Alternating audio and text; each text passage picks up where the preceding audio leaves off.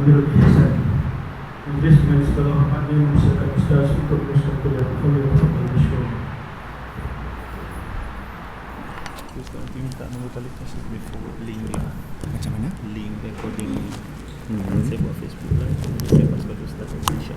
Okey, insyaAllah. Saya maklumkan pada jemaah. Tak ada. Ni untuk masjid ni.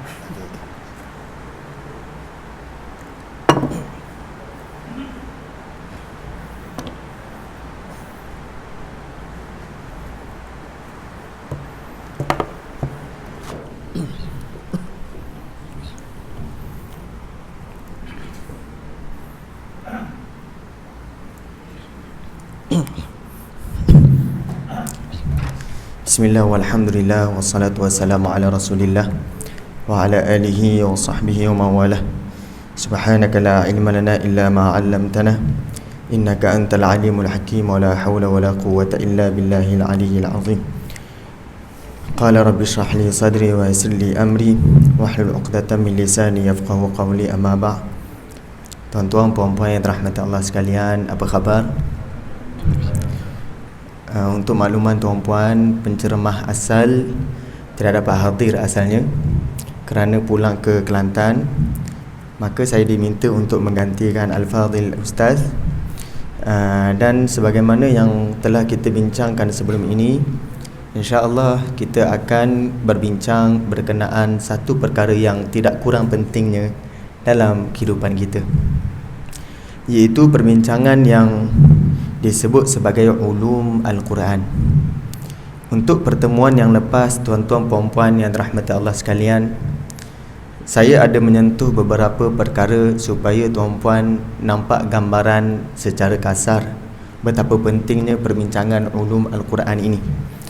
Dan saya cadangkan kepada jemaah untuk dapatkan buku inilah, The Amazing Al-Quran. Jadi ini berbeza dengan The Amazing Al-Quran yang bukannya The Amazing Al-Quran yang tebal tu ya tuan-puan. Ini yang ini sahaja. Bersama saya pada hari ini 3 naskah sahaja saya bawa. Itu pun untuk tuan-puan yang betul-betul harganya RM25. Itu yang saya bawa lah untuk 3 naskah sahaja. Saya tak bawa banyak tuan-puan. Untuk tuan-puan, tatapan tuan-puan lah.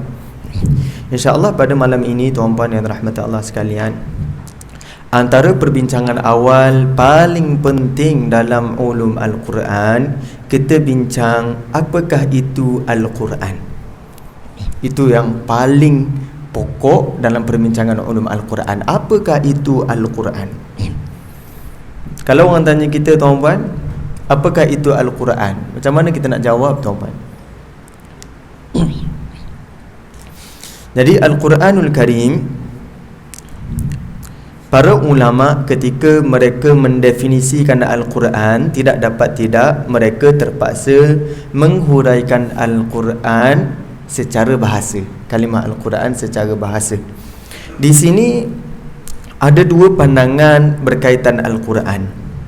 Pandangan yang pertama, katanya Al-Quran ini ia tidak ada kalimah yang asal, ia sendiri adalah kalimah yang asal. Al-Quran itu sendiri kalimah yang asal. Macam mana tuan-tuan? Kalau orang tanya Subang, Subang ini apa kalimah asal bagi Subang? Kalau Subang, jadi Subang Jaya, Subang Jaya tambahan lah, Jaya tu tambahan. Kan? Kalau berjaya, kita boleh sebut berjaya itu asal kalimah berjaya itu jaya. Kan? Ada lagi jaya, ada sebut jaya tu datang daripada kalimah bahasa Arab ja'a. Tak ada kena-mengena sebenarnya. Sebab orang Arab ja'a dia tak sebut ja'a macam sekarang ni lah, yang kita belajar bahasa Arab, dia sebut jai. Itu bahasa Arab lah.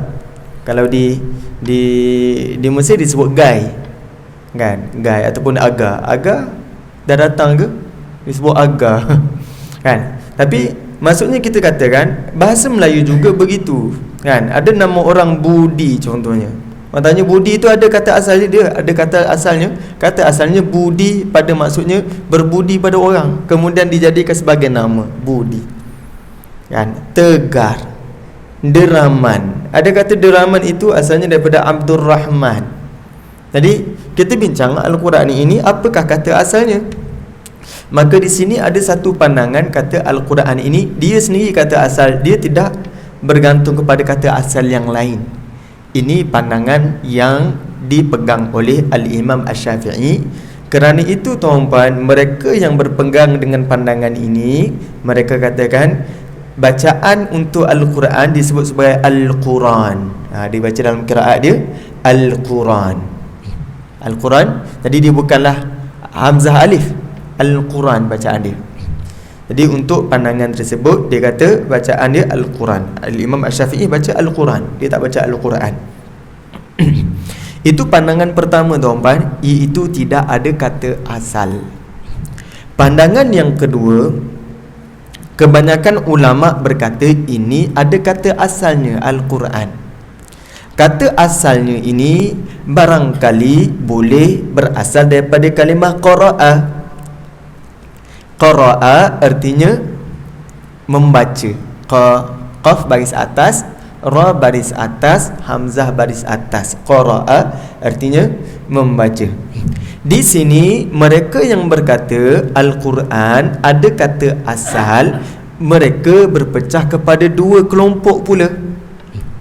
Boleh tuan-tuan? Tadi Al-Quran kata asalnya berpecah kepada dua kelompok. Kelompok yang pertama kata tidak ada kata asal, dia sendiri kata asal.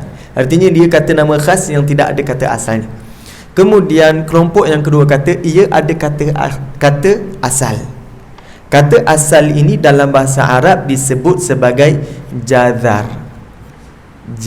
Jim baris atas, zal, kemudian ra. Jazar. Kalau bahasa Inggerisnya kita sebut sebagai root word. Kata akar. Di sini ada dua kelompok yang berkata Al-Quran ini ada kata akarnya. Dia ada dua kelompok. Kelompok yang pertama kata asalnya daripada qaf, ra, hamzah, qara'a. Pandangan yang kedua berkata asalnya daripada qaf, ra, nun, qarana. Jadi hari itu ada yang buat tafsir Iqra. Katanya kita ni berada zaman yang penuh dugaan dan ada kalimah corona pada Iqra tu. Corona. Dia kaitkan corona tu dengan sakit corona, virus corona hari ini. Kan? Padahal ejaan dalam bahasa Arab corona mereka tak eja dengan qarana, qaf ra nun. Mereka eja dengan kaf, waw, ra, waw, nun, alif. Itu ejaan orang Arab lah. Sebab ia termasuk daripada kalimah English yang diarabkan. Jadi dia tak eja dengan qaf. Jadi corona ni dia ada maksud lain, bukan maksud virus corona. Jadi itu kita sebut uraian Iqra pun ada uraian tafsir. Itu dah masuk bab menyeimbang lah. Kita katakan dia seimbang lah. Kan? Iqra dia tidak ada tafsiran dia. Sebab Iqra tu bukan datang daripada Allah Subhanahu Wa Taala. Iqra itu adalah metodologi pengajaran bacaan Al-Quran. Sebut nama Iqra, itu daripada Baghdad, Iraq punya tradisi. Kan? Okey. Di sini ada dua kelompok. Kelompok pertama kata Quran ini berasal daripada qaf, ra, hamzah. Kelompok yang kedua kata Quran ini berasal daripada qaf, ra, nun. Apa maksud qaf, ra, dengan maksud qara'a ni? Ada dua maksud pula. Jadi kalau tuan-puan buat peta minda kan, Quran ada dua kelompok. Satu yang kata ada kata asal, tidak ada kata asal. Yang kata ada kata asal, dua lagi bawahnya, qara'a, qarana. Yang kata qara'a ada dua maksud lagi kat bawah. Maksud yang pertama, maksud qara'a ini adalah himpun, kumpulkan, kumpul. Itu masuk qara'a. Pandangan yang kelompok yang pertama, terjemahan pertama bagi qara'a, iaitu artinya apa tuan-tuan? Himpun. Pandangan yang kedua kata qara'a ini artinya baca. Jadi qara'a dengan maksud yang pertama himpun, qara'a dengan maksud yang kedua baca. Tapi orang Melayu kita selalu biasa dengar qara'a itu artinya baca. Jadi qara'a juga masuk himpun. Iaitu kalau kita baca dalam Al-Quranul Karim, ada Al-Quran disebut la tuharrik bihi lisanaka lita'jala bih dalam surah Al-Qiyamah. Inna alaina jam'ahu wa qur'anah. Allah kata, wahai Muhammad, jangan kamu gerak-gerakkan lidah engkau kerana engkau nak terburu-buru mendapatkan Al-Quran, kata Allah. Sebab apa kata Allah? Inna alaina jam'ahu. Yang buat kerja himpunkan Al-Quran itu adalah kami. Jam'ahu wa qur'anah. Jadi mereka katakan di sini qur'anah oleh kerana sebelahnya ada jam'ahu, boleh jadi di sini qur'anah maksudnya himpunkan juga. Itu pandangan yang pertama. Pandangan yang kedua kata tak boleh begini. Kalau sudah ada jam'ahu kumpul di tepinya, maka dia tak boleh berganding dengan kalimah yang sama maksud. Mana boleh kata inna alaina jam'ahu wa qur'anah, kami yang buat kerja himpunkan Al-Quran dan kami juga himpunkan Al-Quran. Itu satu bentuk kecacatan pada terjemahan. Maka mereka katakan qur'anah di sini bukan maksud himpun, di sini maksudnya baca. Artinya sesungguhnya kami yang buat kerja himpunkan Al-Quran dan kami juga yang bacakan Al-Quran. Jadi tuan-tuan dapat ya? Itu dua pandangan berkenaan qaf ra a. Bagi mereka yang mengatakan Quran ini berasal daripada qaf ra nun, artinya qarana. Qarana secara bahasa ia maksudnya berdamping. Tuan-tuan, setiap orang ini Nabi kata ada qarin, ada pendamping. Pendamping itu boleh jadi daripada penulis amal, pencatat amal. Dua malaikat pencatat amal, satu qarin di belah kanan, satu lagi qarin di sebelah kiri. Itu malaikat pencatat amal. Ada lagi qarin yang dikatakan ia adalah yang sentiasa membisikkan sesuatu kepada manusia. Itu juga qarin. Perinciannya selalunya ulama mereka huraikan ketika mentafsirkan surah An-Nas. Dalam surah An-Nas selalunya ulama menceritakan tentang qarin. Jadi qarin ini artinya apa? Berdamping, pendamping. Qaf rana maksud yang pertama berdamping. Qaf rana maksud yang kedua artinya apa? Kembar. Jadi tuan-tuan, kalau ada kembar kita boleh kata ini qarin aku lah, qarin juga. Tapi bukan maksud dia penghasut, bukan. Tapi dia kembar kita. Itu Quran, Al-Quran. Maka macam mana kita nak himpunkan keempat-empat pandangan yang katakan Al-Quran datang daripada qafra'a dengan maksud membaca, satu lagi kata dengan maksud menghimpunkan, yang satu lagi kata qafrana dengan erti kata damping, yang kedua erti katanya kembar. Maka kita katakan di sini sebenarnya Al-Quran ini ia adalah himpunan. Betul lah kalau dia kata himpun, maksud himpun, kumpul. Himpunan apa tuan-tuan? Himpunan huruf demi huruf, demi huruf membentuk satu kalimah. Himpunan kalimah demi kalimah demi kalimah membentuk satu ayat.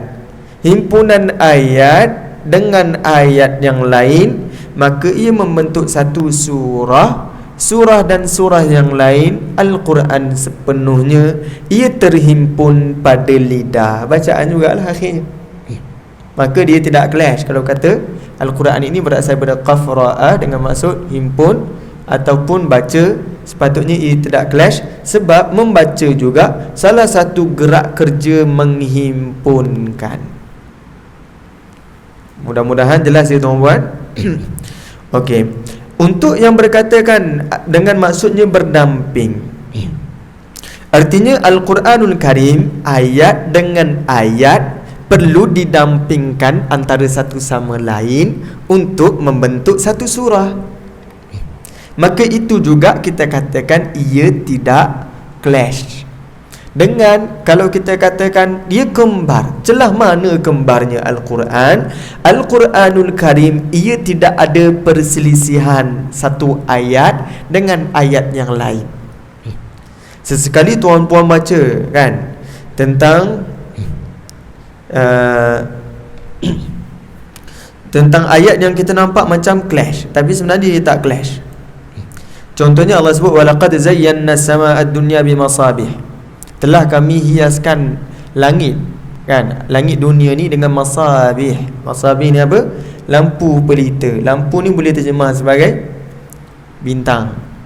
Tapi ayat yang lain inna zayyana as-samaa'a ad-dunya bimasabih. Inna pula di situ. Kemudian ada ayat yang lain lagi. Jadi bentuknya tu macam tak sama, tapi itu bukan clash, kan? Itu artinya Allah sedang mendatangkan kepelbagaian pada penceritaan Al-Quran. Pelbagai itu bukan maksudnya berbeza. Ia tak berbeza, dia tak bercanggah, tapi dia pelbagai. Sebab itu tuan-tuan, kisah Nabi Adam dalam surah Al-Baqarah, ceritanya tak sepanjang macam kisah Nabi Adam dalam surah Al-A'raf. Dalam surah Al-A'raf Allah cerita Iblis punya dialog dengan Allah Subhanahu Wa Taala itu panjang. Sebab sesuai dengan surah Al-A'raf itu cerita tentang malak, pemuka. Sifat pemuka bangsawan ini, mereka adalah orang yang sombong. Perselisihan antara Nabi dengan orang yang sombong, penyombong ini telah berlaku sejak awal kejadian, iaitu Nabi Adam dan Iblis lagi. Sebab itu surah Al-A'raf dia cerita panjang lebar sedikit dialog Iblis. Berbanding dalam surah Al-Baqarah, ia banyak cerita tentang Nabi Adam berbanding Iblis. Ceritanya kenapa? Kerana Allah nak mengkedepankan sifat manusia itu sepatutnya dikesampingkan dengan ilmu. Allah bagi ilmu kepada Nabi Adam dalam surah Al-Baqarah. Untuk apa? Untuk khalifah. Sebagai tugas khalifah, manusia perlu dibekalkan dengan ilmu.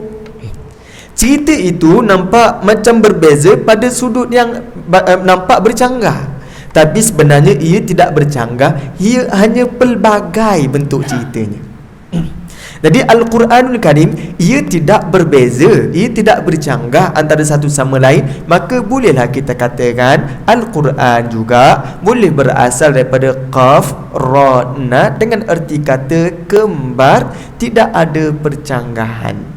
Firman Allah Subhanahu Wa Taala, afala yatadabbaruna al-Quran. Tidakkah mereka ini mentadabburi Al-Quran? Walau kana min indi ghairillah, kalau betul Al-Quran ini bukan daripada Allah Subhanahu Wa Taala, lawajadu fihi ikhtilafan katsira, nescaya mereka akan jumpa ikhtilaf. Ikhtilaf ni beza dengan khilaf, puan-puan. Ikhtilaf artinya perbezaan yang halus. Mereka akan jumpa perbezaan yang halus itu banyak.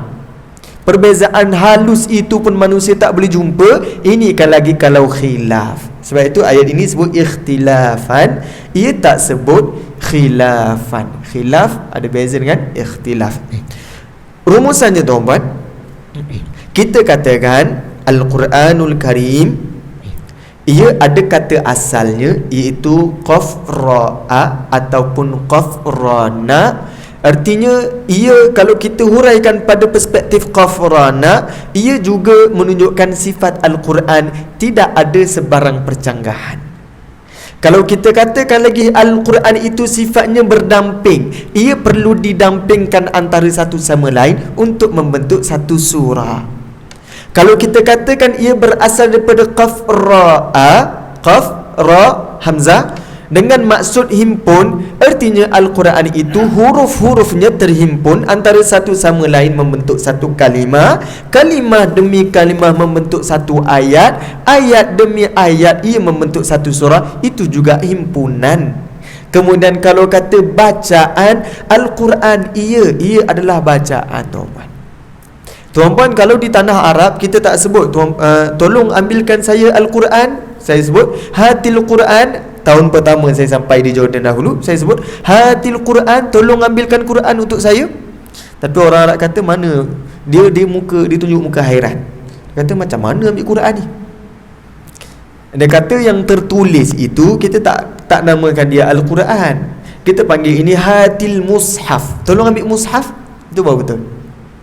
Al-Quran ini mana? Bila kita baca pada lidah, kita sebut satu-satu, itu baru Al-Quran. Okay, tuan-tuan ya? Jadi mudah-mudahan tuan-tuan jelas Al-Quran itu berasal daripada kalimah yang apa? Untuk makluman tuan-tuan, Al-Quranul Karim ia ada nama-namanya yang lain. Namanya yang lain, yang pertama tadi Al-Quran ini. Nama yang lain tuan-puan akan temui dalam Al-Quran adanya kalimah Al-Kitabu. Cuba buat tuan-puan ikut saya. Al-Kitabu. Al-Kitabu ataupun sebut Al-Kitab lah. Al-Kitab. Kalimah Al-Kitab ini disebut dengan maksud Al-Kitab ni, maksudnya kita sebut tulisan Al-Kitab. Kalimah Al-Kitab ia tidak datang dengan sendirinya tuan-puan. Orang Arab mereka gunakan Al-Kitab, kaf, ta, ba dengan maksud yang lain pada asalnya. Kaf, ta, ba mereka gunakan dengan dua unsur. Unsur yang pertama mereka gunakan untuk melindungi. Unsur yang kedua mereka gunakan kaf, ta, ba dengan maksud himpun, kumpul, bergabung. Jadi Al-Quran tadi ada maksud himpun tuan-tuan. Al-Kitab, kaf, ta, ba juga ada maksud himpun. Pada peringkat awal, orang Arab mereka tinggal di padang pasir. Mereka terdedah kepada cuaca yang pelbagai. Ada ketikanya mereka terdedah kepada musim sejuk. Tuan-puan, kalau tuan-puan tidak berpakaian tapi tuan-puan menghadap musim sejuk, apa perasaan kita tuan-puan? Sebenarnya salji ini tidak seindah yang kita fikirkan. Tahun pertama seronoklah sekejap main salji. Saya sepanjang di sana nak jadikan rezeki Allah Subhanahu Wa Taala, setiap tahun 4 tahun sepanjang itulah salji turun. Tahun pertama sahaja yang seronok, tahun kedua tak nak main lagi dah. Tahun ketiga tak nak dah, tahun keempat tak nak lagi dah. Sebab dah serik. Satu lagi di Jordan ni jalannya bukit. Bila salji turun, jalan jadi licin. Selalu saja orang accident kan, sebab jalan licin. Kemudian kalau mencair dia jadi banjir sedikit. Sebab satu lagi sistem pengairan di sana tidaklah kemas macam kita di Malaysia. Kita di Malaysia ada banyak longkang. Di sana semua tempat boleh jadi longkang lah. Kan? Orang Arab kalau mereka sembelihan kan, mereka tak ambil perut. Orang Melayu kita ambil perut kan, kita basuh, kita samakkan, kemudian kita makan kan, perut.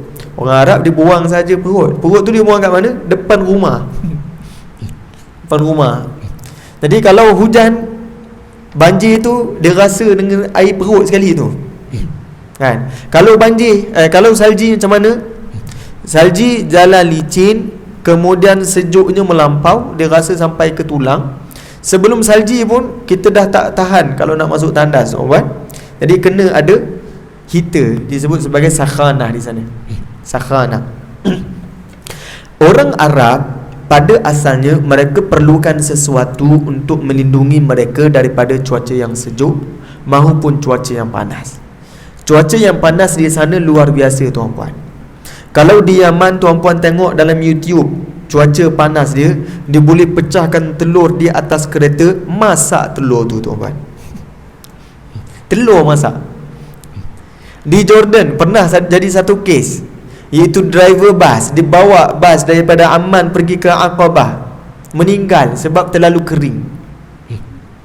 Kan? Ketika itu tak silap saya ia mencecah 50 ke 60. Bayangkan 50 tu panas tuan-puan.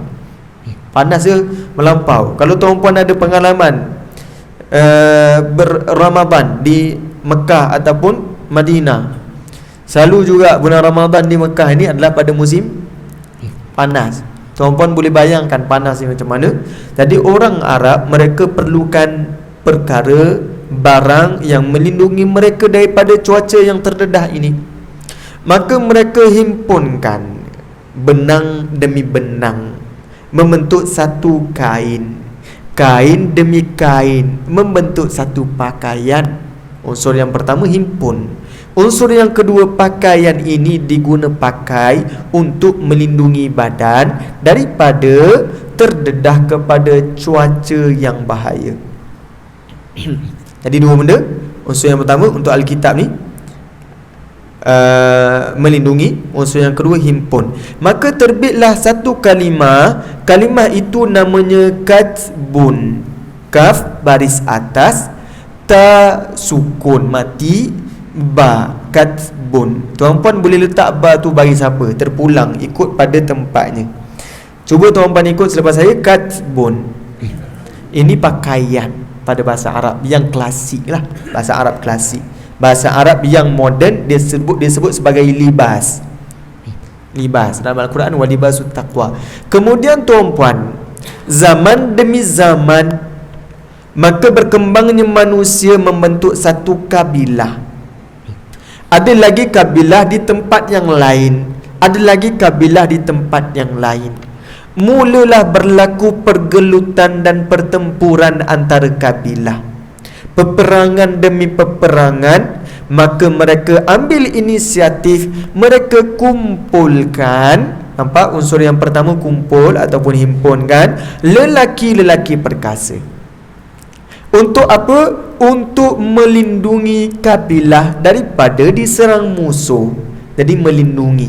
Dua unsur yang pertama, iaitu himpunkan lelaki perkasa. Yang kedua, lelaki perkasa ini digunakan untuk melindungi kabilah daripada diserang musuh. Terbit satu kalimah yang baru. Yang tadi tuan-puan, pakaian disebut katsbun. Maka ini lahir kalimah yang baru, katibatun. Cuba sebut selepas saya tuan-puan. Katibatun. Kaf berbaris atas, ta berbaris bawah, ya mati sifatnya, ba baris atas, ta marbutah, katibah, iaitu pelatun ataupun pasukan tentera. Kita sebut di Palestin ada satu disebut Kataib Al-Qassam. Kataib ni maksudnya katibah. Katibah Al-Qassam, Brigade Al-Qassam kan. Jadi pasukan tentera. Orang Arab mereka biasalah gunakan yang singular itu diguna sebagai plural. Contohnya katibatun, mereka sebut kataib. Kalau di sanalah untuk semasa moden. Contoh sekarang tuan-puan jangan terkejut di sana nanti mereka tak sebut mata'am. Padahal satu je restoran, dia tak sebut mata'am. Dia sebut apa? Mata'im. Dia sebut jamak. Kan di sana mata'im. Kalau kita tanya mata'im maftuh, masuk satu kedai je. Kita tanya satu kedai je tapi kita sebut mata'im. Kita tak sebut mata'am. Itu di sanalah. Jadi terbitlah kalimah katibatun yang berunsurkan dua unsur. Unsur yang pertama himpun, unsur yang kedua melindungi. Zaman demi zaman pergelutan yang berlaku bukan lagi berbentuk fizikal. Ia berlaku pada sudut ideologi. Maka duk bergaduh sama sendiri, siapa yang bersalah, siapa yang tak ikut SOP COVID contohlah. Dia bergaduh, tidak ada kata putus dalam peperangan di kedai kopi, peperangan mulut kita sebut. Kan? Maka apa yang berlaku, mereka balik rumah dalam keadaan masih lagi tak puas hati. Jadi apa yang mereka buat? Mereka mula kumpulkan huruf demi huruf membentuk satu kalimah. Mereka kumpulkan kalimah demi kalimah membentuk satu ayat dan akhirnya membentuk satu surat. Surat itu mereka tulis kerana nak melindungi hujah mereka daripada diserang hujah musuh. Namanya ini disebut sebagai kitabatun. Cuba sebut selepas saya tuan-tuan. Kitabatun artinya penulisan. Maka daripada kitabatun itulah tuan-tuan nampak ya, dia ada dua unsur yang penting, melindungi, himpun. Terdapat pada katsbun pakaian tadi, kemudian terhimpun pada katibatun iaitu pasukan tentera yang kuat. Kemudian ada satu lagi kitabatun, penulisan. Daripada kitabatun itulah datangnya kalimah Alkitab. Alkitab ini ada maksud apa maksudnya? Paling kurang dia ada dua benda lah. Satu, yang pertama, ia melindungi. Yang kedua, ia himpunan. Bila Al-Quran ini nama lainnya adalah Alkitab, maka di sinilah kita katakan ia adalah bertujuan untuk melindungi pemikiran umat, melindungi Al-Quran supaya ia tidak hilang. Kerana itu ia dituliskan. Alkitab itu juga ia adalah himpunan, huruf demi huruf membentuk satu kalimah, kalimah demi kalimah membentuk satu ayat. Maka sebab itu dinamakan Alkitab. Para ulama berkata, nama yang paling masyhur untuk Al-Quran dua ini. Yang pertama Al-Quran, yang kedua Alkitab. Kerana apa kata ulama? Kerana Al-Quran ini dijaga pada dua bentuk. Bentuk yang pertama Al-Quran bacaan, iaitu dihafal pada hati. Kemudian bentuk yang kedua, Al-Quran ini dijaga melalui penulisan. Maka ia ditulis. Oleh kerana itu ia lebih dikenali dengan dua nama ini, Al-Quran, satu lagi Alkitab. Ada nama yang lain bagi Al-Quranul Karim. Dalam Al-Quranul Karim, tuan-puan akan temui nama yang lain, iaitu Al-Furqanu. Cuba tuan-puan sebut selepas saya, Al-Furqanu. Ini nama yang ketiga. Nama yang pertama Al-Quran, nama yang kedua Alkitab, nama yang ketiga Al-Furqan. Al-Furqan, Allah Subhanahu wa ta'ala berfirman, Tabarakalladzi nazzala al-furqana ala 'abdihi liyakuna lil'alamin nadhira. Di situ Allah gunakan kalimah Al-Furqan. Tuan-puan ingatkan saya nanti kalau kita ada kesempatan, saya huraikan mudah-mudahan kenapa pada ayat ini disebut Al-Furqan, bukannya sebut Al-Quran, bukannya Alkitab. Tapi sebaiknya kita kenal dahulu nama-nama Al-Quran sebelum kita bincang perbezaan ini. Al-Furqan, ia berasal daripada huruf Fa, Ra dan Qaf. Fa, Ra, Qaf. Artinya apa tuan-tuan? Artinya membezakan, memisahkan. Antara sahabat radhiyallahu anhu yang digelar dengan Fa, Ra, Qaf ini adalah Al-Faruq.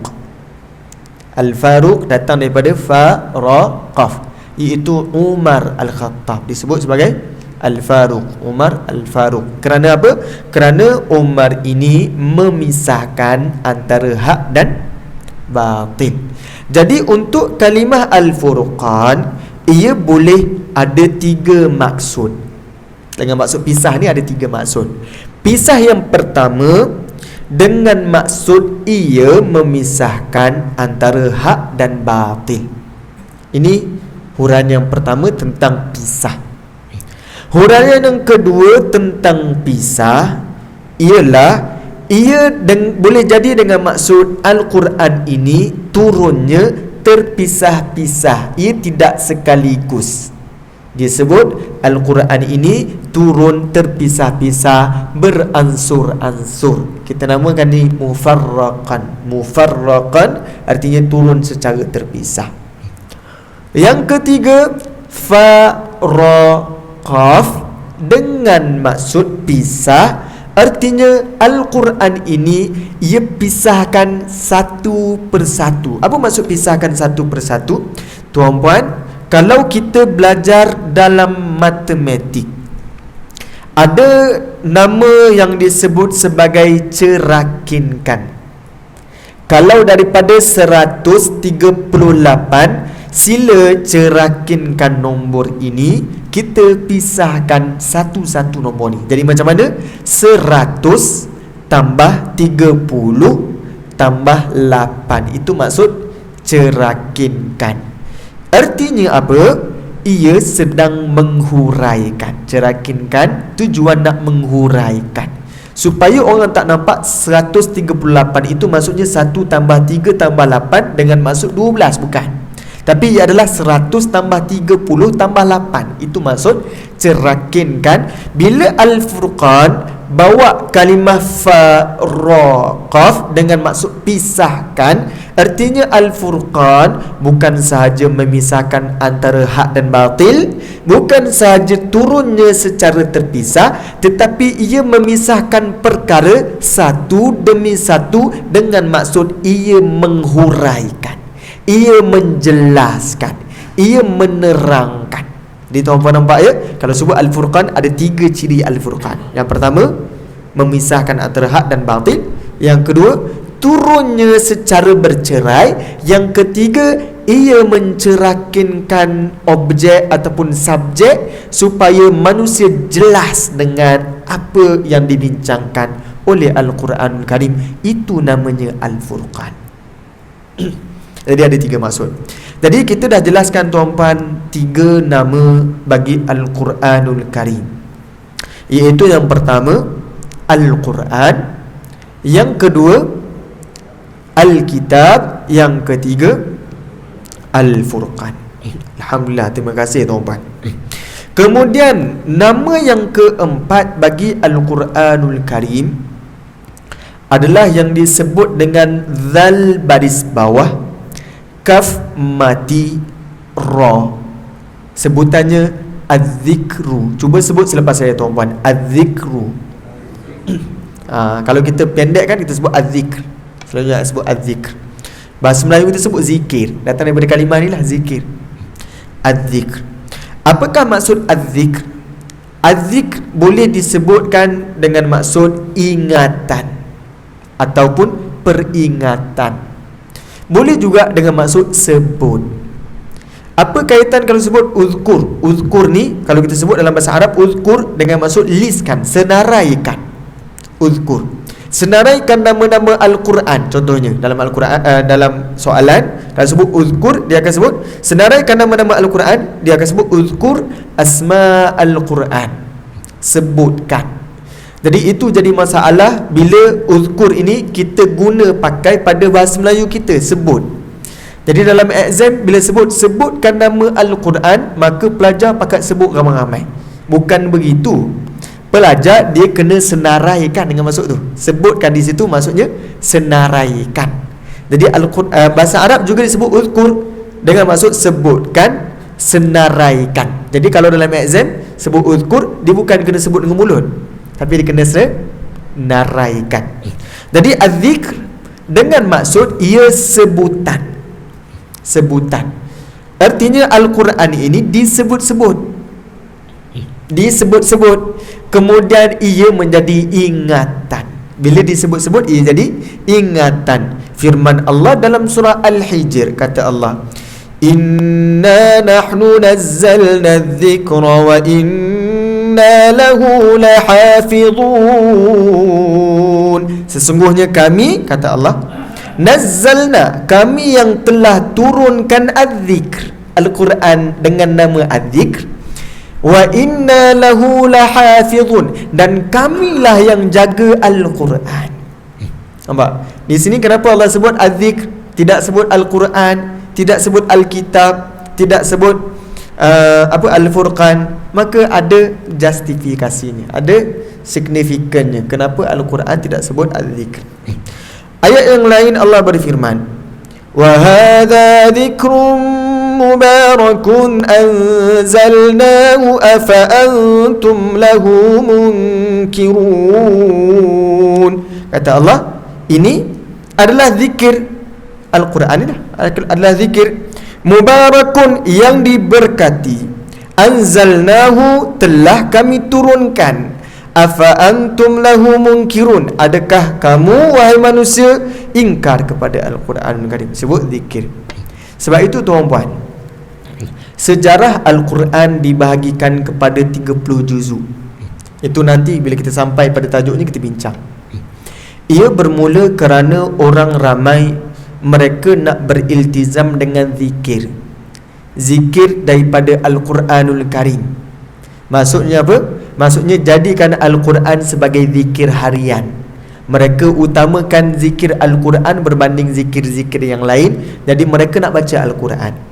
Maka mereka minta supaya Al-Quran ini boleh dizikirkan setiap hari.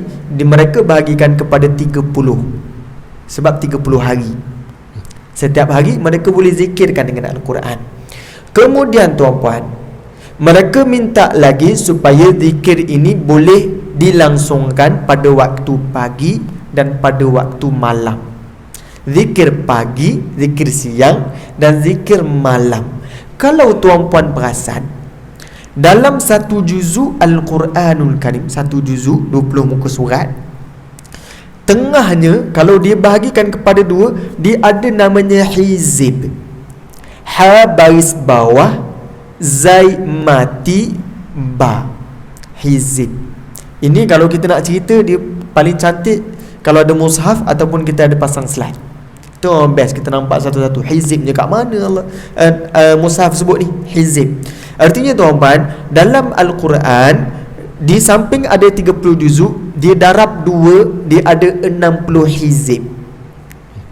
60 hizib ni macam mana? Hizib yang pertama ia baca pada waktu siang. Hizib yang kedua ia baca pada waktu malam. Hizib yang ketiga baca waktu siang esoknya. Hizib yang keempat baca waktu malam. Jadi setiap 10 muka surat ada hizib. Kalau tuan-puan perasan, dia ada tanda bunga. Orang Melayu kita sebut, setengah pondok disebut ni makra. Tapi kalau tuan-puan keluar daripada border dia tu, border dia tulis hizib kat situ. Hizib. Setiap 10 muka surat ada satu hizib. Mereka nak baca zikir pada waktu siang, ada lagi zikir pada waktu malam. Itu kita sebut zikir pada waktu siang, pada waktu malam. Kemudian tuan-tuan, apa lagi mereka buat? Satu hizib mereka pecahkan lagi kepada 4 bahagian. Untuk apa tuan-tuan? Untuk Al-Quran ini dibaca setiap kali waktu solat. 2 rakaat yang pertama mereka baca 2 bahagian yang pertama, iaitu pada zuhur 2 rakaat pertama. 2 bahagian berikutnya mereka baca pada 2 rakaat yang pertama dalam solat asar. Jadi insya-Allah bila kita sampai pada perbincangan itu, kita akan bincang macam mana Al-Quran ini dibahagikan. Zaman Nabi, Al-Quran dibahagikan kepada 4 juzuk. Zaman sahabat ridwanullahi alaihim, bila ditanyakan, mereka kata Al-Quran ini dibahagikan kepada 7 juzuk. Zaman kita, Al-Quran dibahagikan kepada 30 juzuk. Okey. Jadi itu nama zikir. Al-Quran ini adalah zikrun. Di sini ada sesetengah ulama menambahkan. Perasan kan tuan-tuan? Tuan Haji jumpa kan? Ada hizib kan? Setiap hizib tu dia ada pula pecah 4, namanya rubu' hizib. Itulah nanti kita bincang nantilah. Okey. Ada sesetengah ulama, dah masuk waktu ya tuan-tuan, kita azan dahulu insya-Allah. Jadi kalau ada kesempatan dia boleh sambung lagi ke selepas isyak sikit? 15 minit. 15 minit ke 5 minit? Saya cuba tak panjangkan supaya kita habis dalam 10 minit tu paling lama lah kot. Kan? Okey insya-Allah.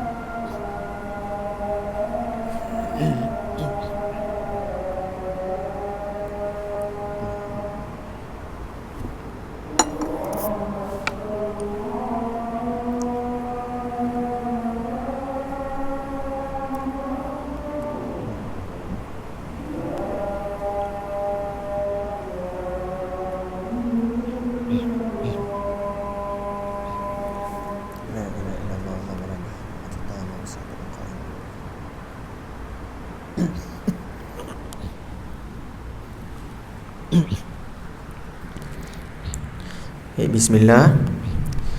Tuan-puan yang dirahmati Allah sekalian, kita masih lagi berbincang tentang nama Al-Quran. Telah kita sebutkan nama Al-Quran. Yang pertama Al-Quran, yang kedua Al-Kitab, yang ketiga Al-Furqan.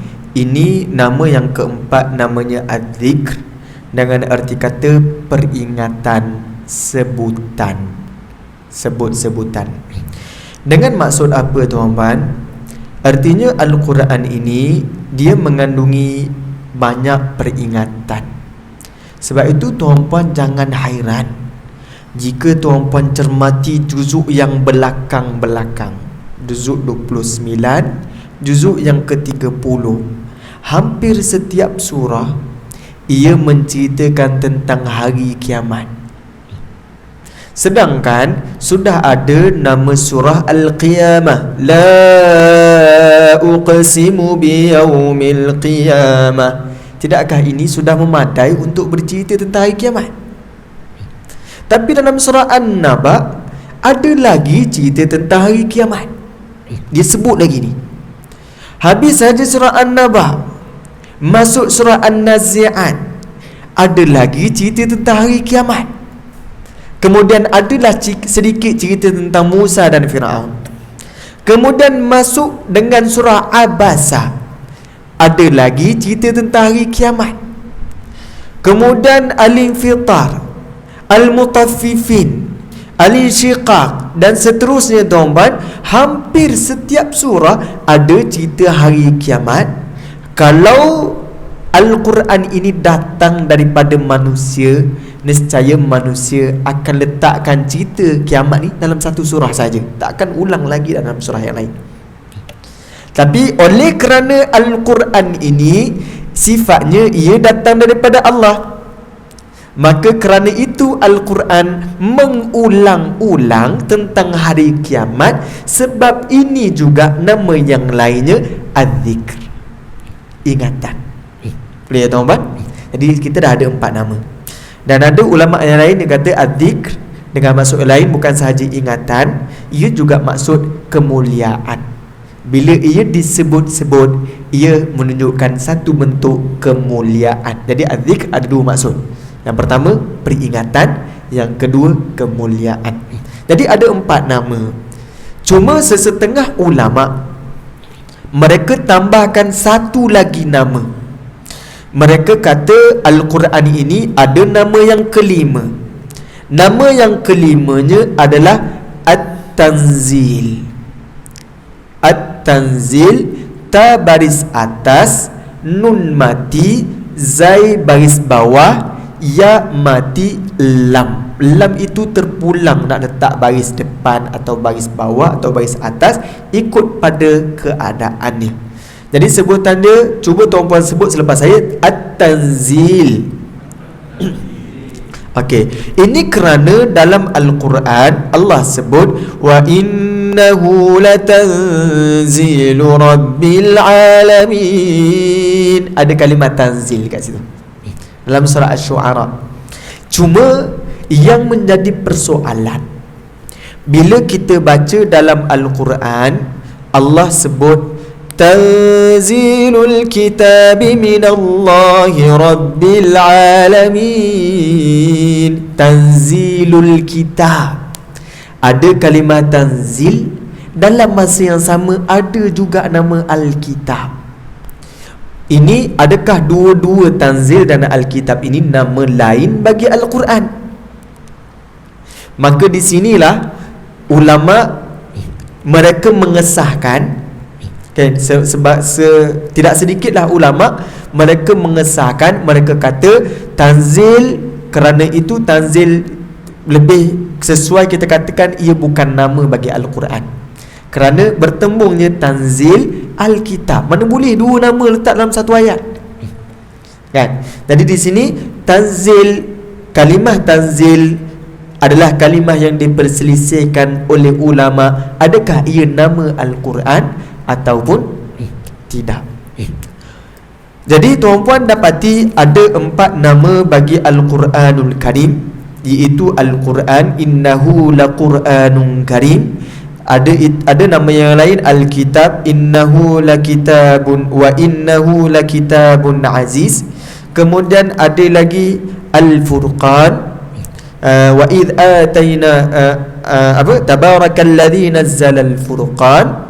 Kemudian ada namanya Adz-Dzikr, inna nahnu nazzalna adz-dzikr. Dan jika kita perhatikan dalam 4 nama ini, 3 nama adalah nama yang dikongsi bersama. Al-Kitabu, Al-Furqanu, Adz-Dzikr. 3 nama ini dikongsi oleh Injil, Taurat, Zabur. Dan kitab-kitab samawi yang lain, mereka juga dinamakan dengan 3 nama ini. Jadi Al-Quran, Taurat, Injil, Zabur dan kitab-kitab samawi yang lain bernama Adz-Dzikr, Al-Furqan, Al-Kitab. Boleh tuan-tuan? Kecuali satu ini, Al-Quran, ia hanya merujuk kepada Al-Quranul Karim yang diturunkan kepada Muhammad sallallahu alaihi wasallam. Jadi bila ada sahaja ayat yang sebut Al-Kitabu, sebagai contoh tuan-tuan, pada awal surah Al-Baqarah, Dzalikal kitabu la raiba fih.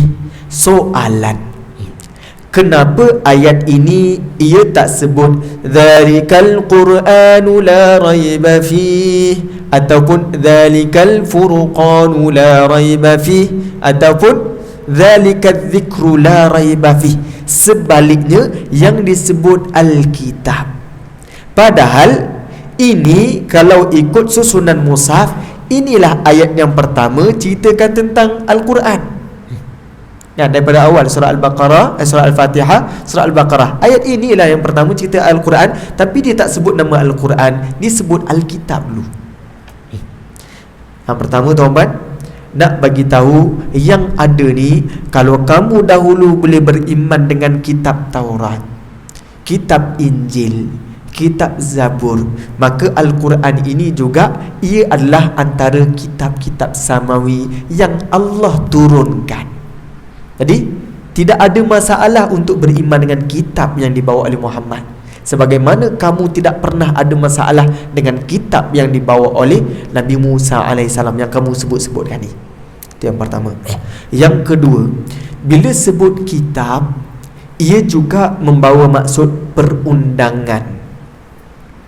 Contoh tuan-tuan, dalam surah Al-Bayyinah, fiha kutubun qayyimah, padanya ada kitab-kitab yang bernilai. Kalau tuan-puan perasan, dalam kitab fiqh selalunya satu sahaja kitab fiqh, tapi dalam satu kitab itu dia ada banyak kitab. Contoh kitab taharah, satu kitab, padahal bab tu kan. Kemudian kitab as-salah, kitab salat, tapi satu kitab, satu buku, tapi disebut kitab. Jadi banyak kitab dalam tu.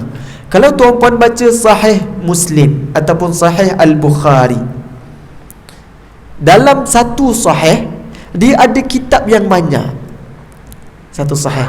Apa maksud di situ? Kitab di situ maksudnya perundangan, bab. Maka Al-Quran yang ada ini, ia sedang bawa pada surah Al-Baqarah, ia sedang membawa perundangan. Sekarang itu disebut Al-Kitabu.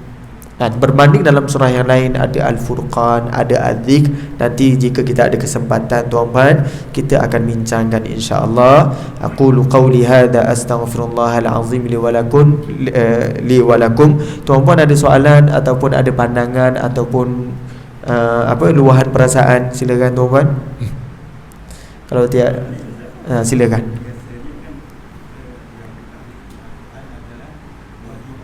Wahyu Allah.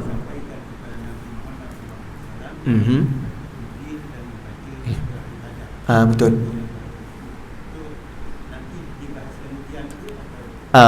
Yang kita bahaskan ini Okey, Tuan Haji kita tanya, kalau kita belajar kan ada yang definisikan Al-Quran itu kitab Allah yang diturunkan kepada Muhammad melalui Jibril, kemudian turunnya secara berasingan, kemudian membacanya adalah ibadah, kemudian ia dimulai dengan Al-Fatihah, diakhiri dengan An-Nas, kemudian ada tambahan-tambahan yang lain, mukjizat kan, bermukjizat. Itu definisi takrif Al-Quran secara istilah.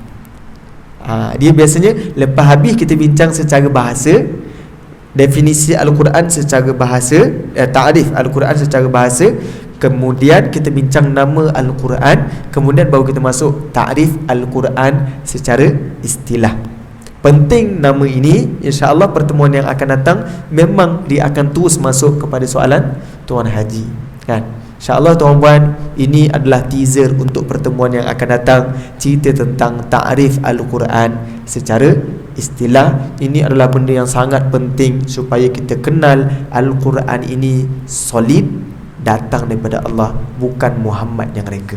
Wallahu ta'ala alam. Subhanakallahumma wa bihamdika asyhadu an la ilaha illa anta astaghfiruka wa atubu ilaik. Bismillahirrahmanirrahim. Wal 'asri innal insana lafi khusr.